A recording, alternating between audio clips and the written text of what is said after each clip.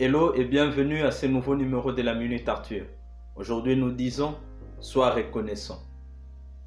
Apprécie les petites choses, parce qu'un jour tu regarderas en arrière et tu réaliseras qu'elles étaient en réalité les grandes choses. C'est l'histoire d'un riche homme d'affaires américain qui se faisait construire un manoir d'une valeur de plusieurs millions de dollars. Un matin, en compagnie de sa femme, le riche homme d'affaires était très énervé de la façon dont les choses évoluaient. Les délais n'étaient pas respectés, certaines livraisons en retard, bref, tout allait mal selon lui. Ce même matin, il décide d'aller visiter son chantier pour remonter les bretelles à ceux qui y travaillaient parce que pour lui, il fallait bien trouver un responsable de ces chaos.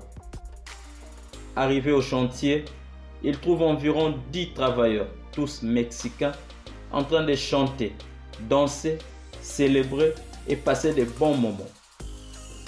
Quand le riche homme d'affaires a vu cette scène, il s'est arrêté un moment pour se poser une question. Il s'est demandé comment est-ce possible que ces gars qui ne gagnent qu'environ 10 $ l'heure puissent être beaucoup plus joyeux que moi, le propriétaire du lieu. Sûrement, quelque chose ne va pas chez moi. Mon ami, une chose amusante que j'ai expérimentée dans la vie. Une fois que tu commences à être reconnaissant de ce que tu possèdes, automatiquement tu commences à perdre de vue ce qui te manque.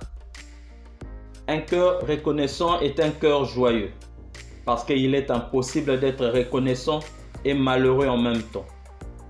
Comme le philosophe Cicéron disait, la gratitude n'est pas seulement la plus grande des vertus, mais aussi le parent de toutes les autres.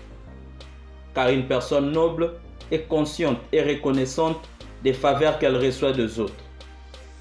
La plupart de nos mécontentements trouvent leur source dans notre manque de reconnaissance. Et vu de la sorte, on réalise que personne vraiment n'est l'auteur de nos malheurs si ce n'est que nous-mêmes. Le riche homme d'affaires dans notre illustration a conclu qu'il manquait de gratitude dans sa vie et que les gars qui travaillaient pour lui étaient reconnaissants de ce qu'ils avaient. Ils appréciaient le fait d'avoir un travail, source de revenus. Et si la vie était basée sur le bonheur, ces travailleurs avaient une meilleure vie que lui. Je te dirais pour finir de ne pas gâcher ce que tu as en désirant ce que tu veux.